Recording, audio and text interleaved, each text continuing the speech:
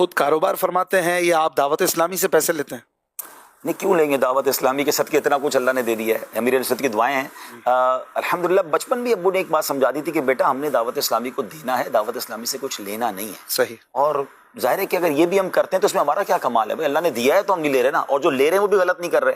جی۔ اگر جو علماء دن رات دین کی خدمت کر رہے ہیں، امامت کر رہے ہیں اور تدریس کر رہے ہیں، اگر ان کی کوئی مشاعرہ دیا جا رہا ہے تو ان کی مہربانی ہے کہ دین کا کام کر رہے ہیں، جی۔ تو ان کا کوئی غلط، ان کی کوئی غلطی نہیں ہے اور ہمارا کوئی پہلو نہیں ہے، کوئی نیگیٹو پہلو وہ نہیں، اور ہمارا کوئی کمال نہیں ہے۔ اگر ان علماء کے پاس بھی اگر پیسے ہوتے تو ان میں سے بھی کوئی نہ لیتا۔ صحیح۔ تو اس میں ہمارا تو کوئی کمال نہیں، اللہ نے یہ عطا کیا ہے۔ بالکل۔ ہاں رہی بات کہ کاروبار، تو بچپن میں ہم میمن ہیں 14-15، مجھے یاد ہے کہ میٹرک کا امتحان میں دینے گیا تھا تو اسی دن بھی آفس میں بھی آتا تھا امتحان دے کے۔ اس زمانے سے ہی کاروبار پہ ابو نے بٹھا دیا تھا کیونکہ بڑا بیٹا تھا، تو کافی عرصے تک کاروبار کو لیڈ کیا۔